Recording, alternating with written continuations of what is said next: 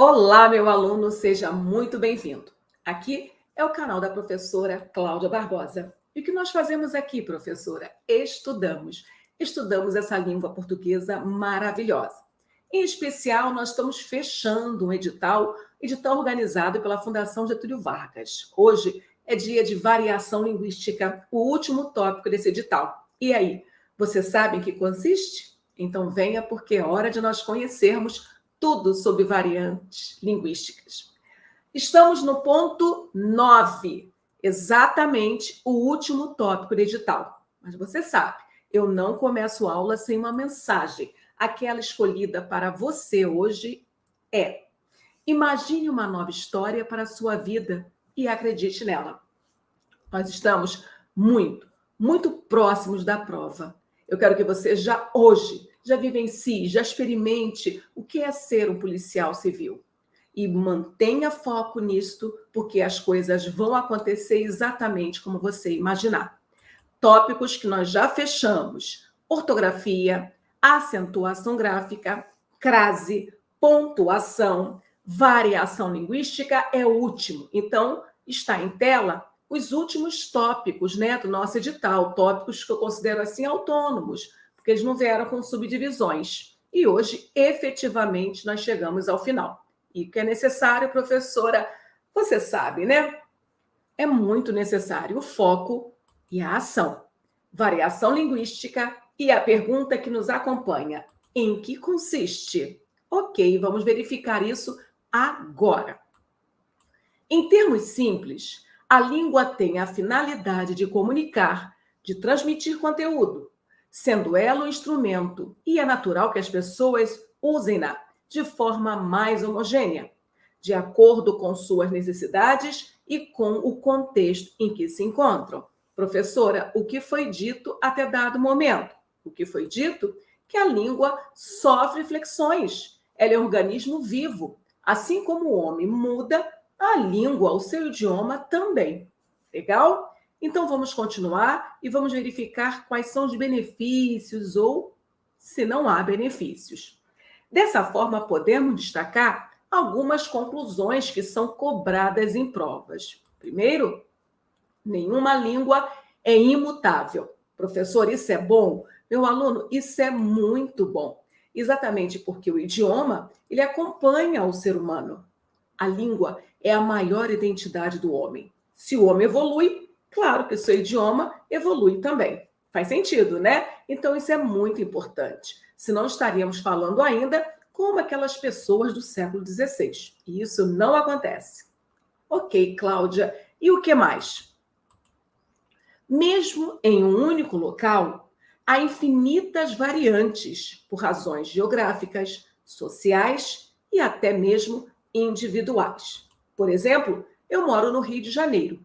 Aqui, no Rio de Janeiro, existem várias comunicações que nós não dominamos. Exatamente isso.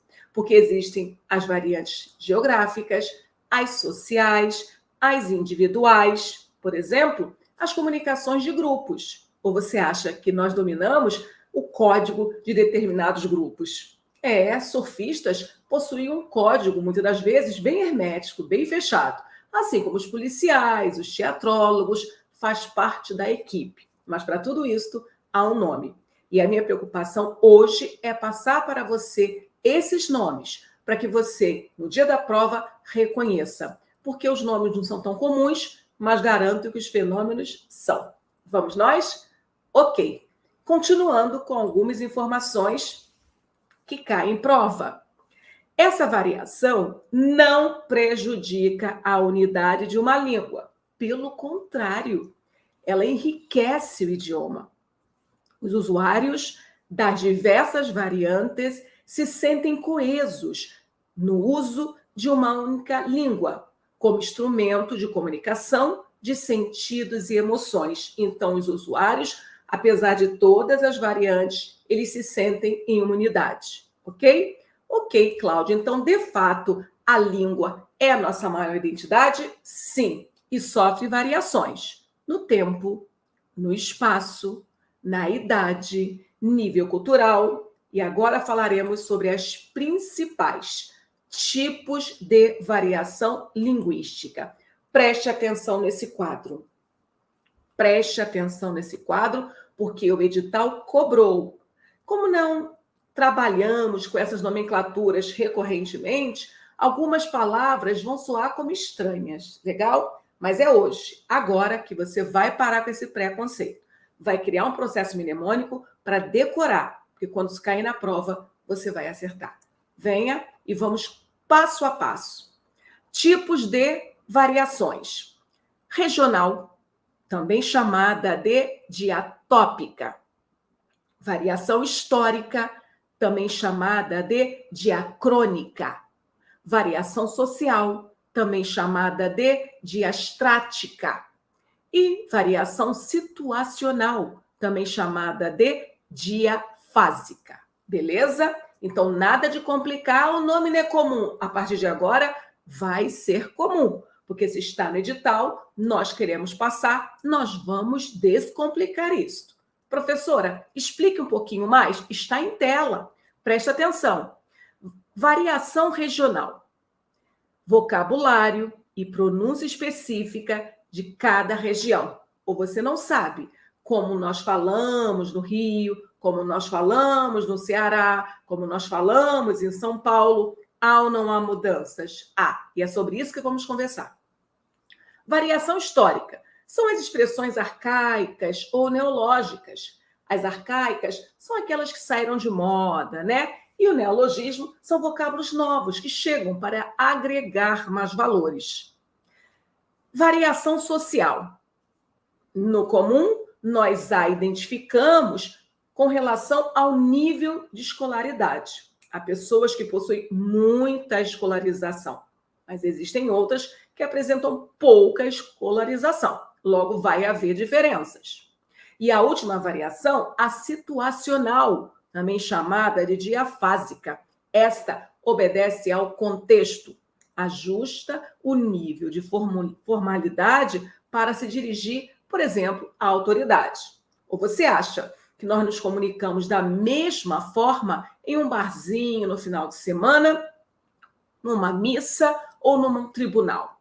Você sabe perfeitamente que há diferenças, porque o contexto assim o exige. A partir de agora, nós falaremos sobre essas variantes isoladamente. E começamos pela variação regional, também chamada de diatópica. É aquela decorrente de diversidade geográfica. Quer dizer o quê, professora? Cada região tem sua particularidade. Podemos tomar, por exemplo, a fala dos caipiras em palavras como harto, no lugar de alto, ou de mexerica, no lugar de tangerina. É muito importante marcar agora que não existe a fala certa ou a errada, a pronúncia certa ou a errada. Quando nós falamos da fala de um caipira, nós não estamos falando com preconceito, mesmo porque quem ama a linguagem ama essas variantes. Então, eu adoro quando eu escuto, né, os sotaques, as particularidades desse Brasil continental. Então, quando um caipira fala harto, nós sabemos que a pronúncia é alto, mas isto é uma variação linguística. E o que falar de mexerica? No Rio de Janeiro, nós falamos tangerina.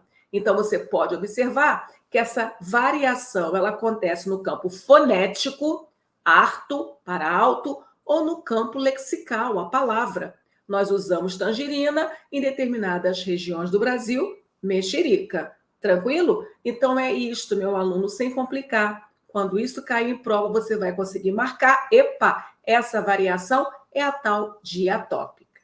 Certo? Ok, mas vamos falar um pouquinho mais.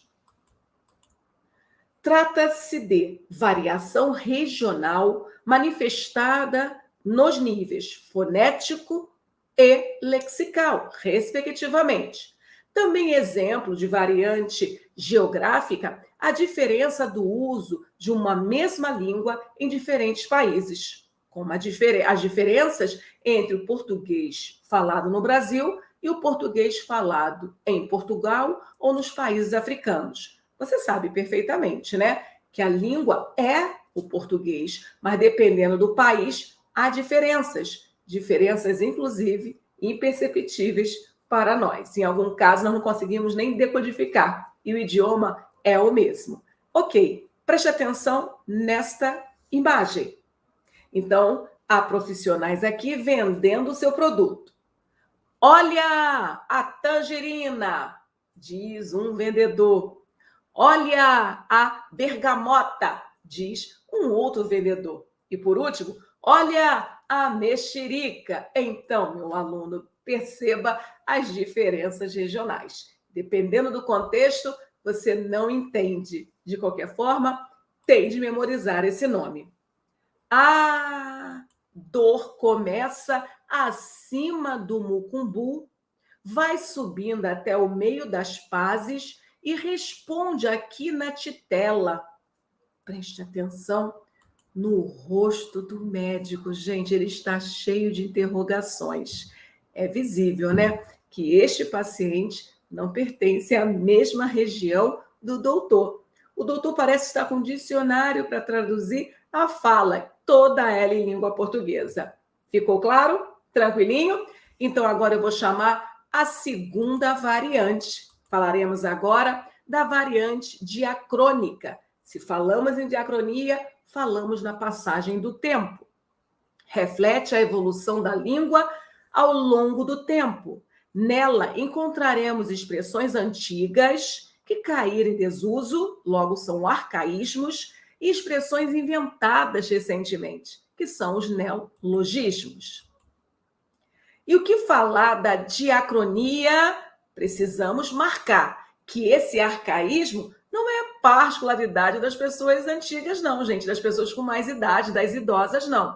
Existem, por exemplo, alguns campos de comunicação, a linguagem jurídica é uma delas, onde esse arcaísmo se faz muito presente. Ao contrário do que se pensa, não é prerrogativa dos idosos usar arcaísmos, porque são arcaísmo para nós, para eles não, né? Esses são frequentes, por exemplo, na linguagem jurídica, independente da idade. Ficou claro isso? Independente da idade. Muito bem, variação social diastrática. Você percebeu que eu mudei? Nós saímos da variação regional, caímos na variação histórica e agora nós estamos na social, chamada também de diastrática. Professora, preciso memorizar esses nomes estranhos? Meu aluno, sim. Vá que na prova, o dono da questão prefira, a falar variação social, ele queira falar a diastrática. Feito? Você estudou. Vai perder essa questão por causa da nomenclatura? Não mesmo. Então, vamos compreender aquilo que o nome já sinaliza.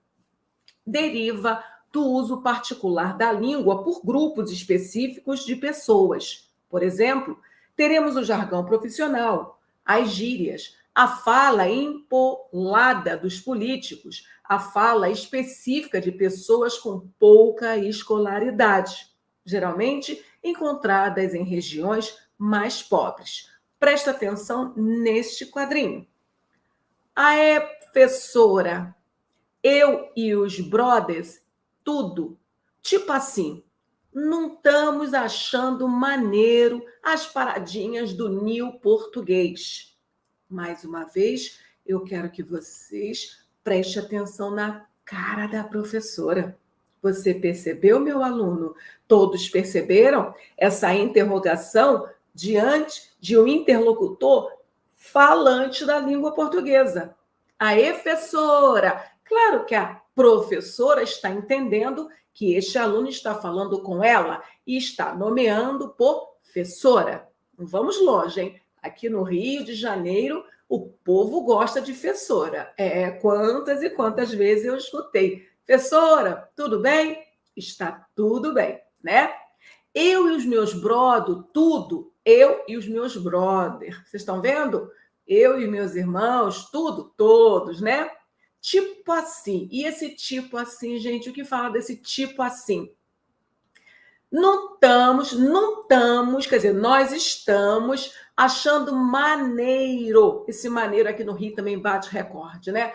achando maneiro as paradinha. Olha só, as no plural e paradinha no singular. As paradinha do new português, do novo português.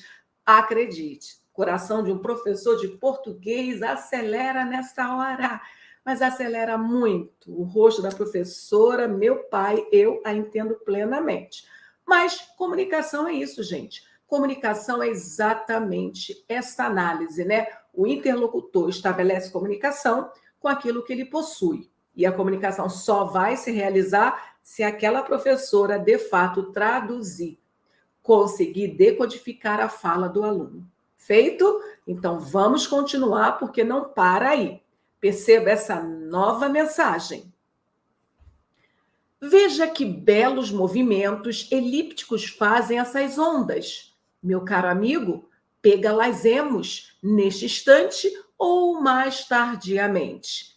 Faz a pergunta falante, né? Bem formal. É um falante da língua portuguesa que vai de encontro àquele que está ao lado dele, um surfista, que possivelmente não deve estar entendendo quase nada da fala desse jovem que está ali numa praia de terno. De qualquer forma, há uma diferença social. É percebido que este jovem que está de terno, ele domina, né, a modalidade culta do idioma. Acredito que se eu passasse a fala para aquele surfista, ele falaria a mesma coisa, mas conseguiria me surpreender. Às vezes usando léxicos totalmente herméticos, que não possibilita a tradução. Por quê? Porque nós não estamos inseridos no grupo social desse surfista. Quem convive com surfista, claro que tem acesso a alguns códigos. Da mesma forma, a fala de um policial, há momentos que eu também não entendo. A fala dos bandidos também são comunicações herméticas. Quando eles querem, eles falam durante horas sem você entender quase nada. Mas vamos continuar. Ok, professora, mande mais uma variação. A variação agora é situacional, também chamada de diafásica. Significa o quê? Que agora o contexto vai mandar. Ocorre pela dinamicidade das relações humanas, pois a linguagem ou a língua se adapta para se adequar à situação comunicativa em que os usuários se encontram. Preste atenção que uma coisa é nós estarmos comunicando em um congresso. Imagine que você seja o palestrante. Se o congresso falar sobre norma culta, sobre a linguagem e o processo de comunicação, todos nós vamos esperar uma linguagem referencial, correta, concisa, objetiva, ok? Mas se eu estiver num barzinho, na sexta-feira à noite, na Lapa, claro que o meu comunicado, a minha linguagem, ela vai se adequar a tal situação. Por isso que o nosso grande mestre Evanildo Bechara, ele nos fala que no que tange a comunicação, não existe o certo ou errado. O que existe, na verdade, é o adequado e o inadequado. Você concorda? Você acha que ir a uma missa em um domingo de short, chinelo, meninas com mini saia, um bustier, é uma boa escolha? Com certeza não. Mas é errado usar short, chinelo, mini saia, bustier? Não, professora, não é uma questão de erro, é uma questão de inadequação. Ficou claro? Da mesma forma que não é muito esperado um jovem ir à praia de terno. Faz sentido? Uma menina ir à praia de longo. Vai causar surpresa, espanto nos usuários que estiverem presentes nessa cena. Por quê? É errado usar terno? Não. Para o contexto, está inadequado. Mas uma coisa é erro, outra coisa é inadequação. Feito? Ok, professor, então vamos avançar. Em contextos mais solenes, como entrevistas de emprego, tratativas com superiores hierárquicos, na presença de agentes públicos, geralmente se opta pela variante mais formal da língua, simples assim. Em situações em que o usuário da língua tem maior familiaridade com seus interlocutores, a tendência é exatamente o contrário. É se policiar menos na linguagem e usar uma variante mais informal, com traços de oralidade. E aí, reinando a paz? Tudo tranquilinho? Vocês viram? 4 variações. Agora, para tudo ficar bem claro, convido você para participar do nosso treinamento. A primeira pergunta já vai para a tela. Pense no texto e depois responda com precisão. Ela, tipo, entrou no bar e eu, tipo, dei uma sacada. Tipo, ela era, tipo, gente fina e tipo, engatamos. Tipo, um tipo. Papo, tipo, legal, tipo. Tipo.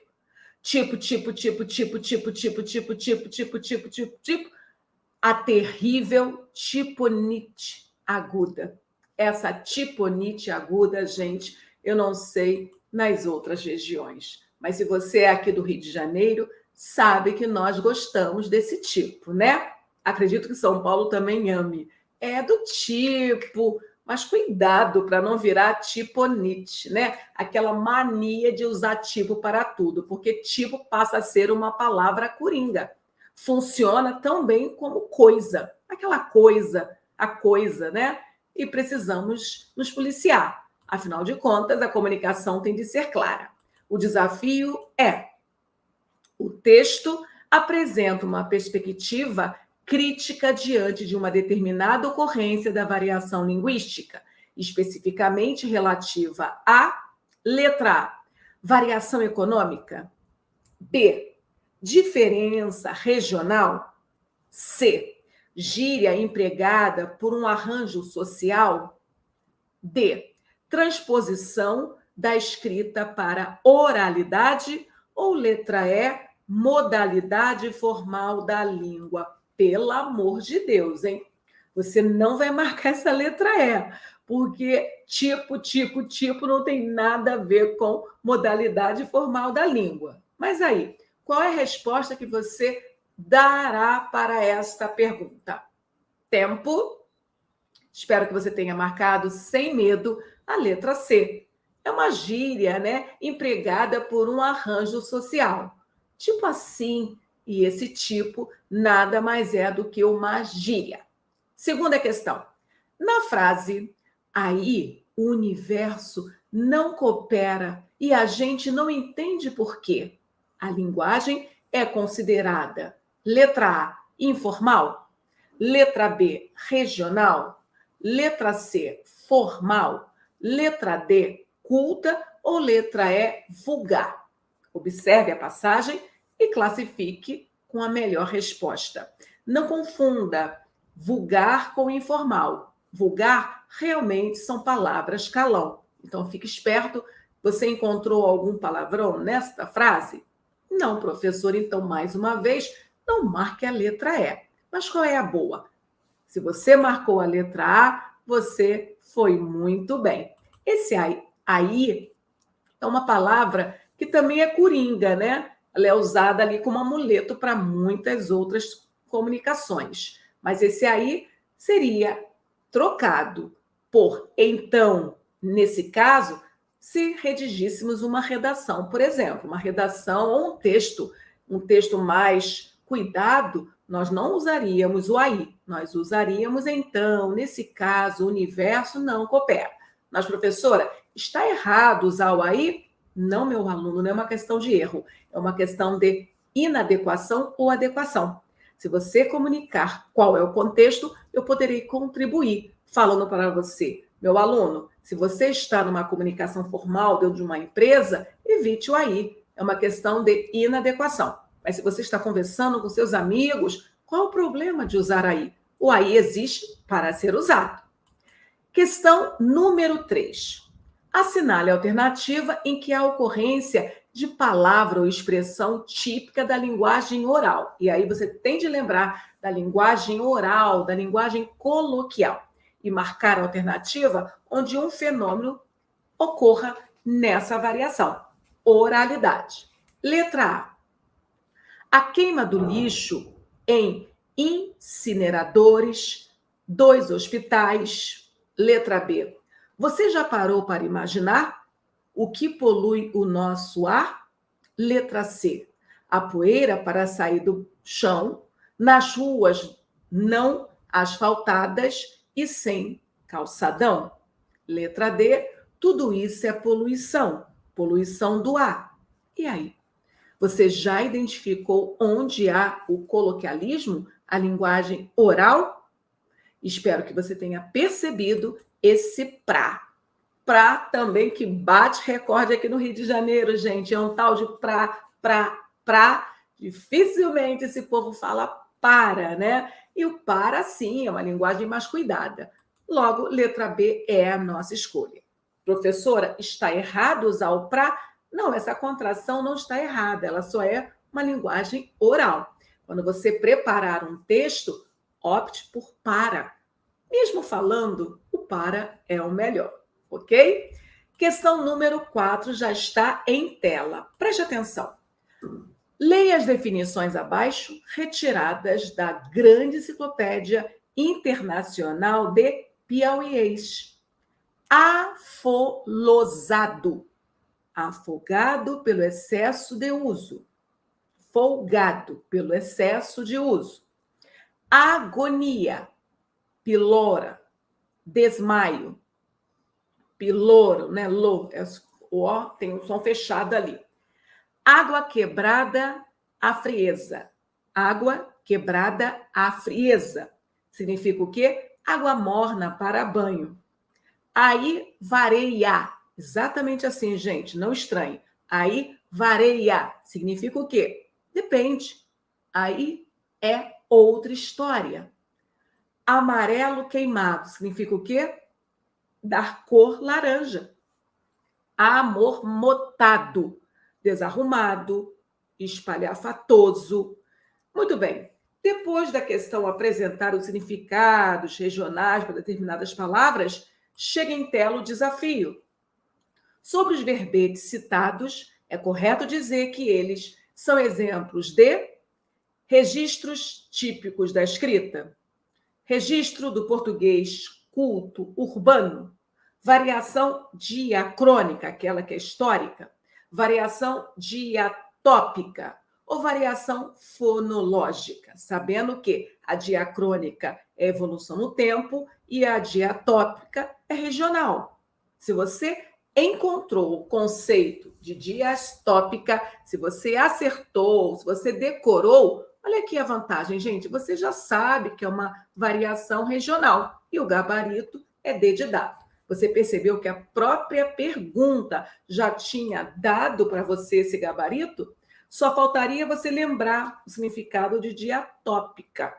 Quando você lembrasse regional, aí você já entenderia, porque o dicionário é Piauí, então já é regional. Beleza?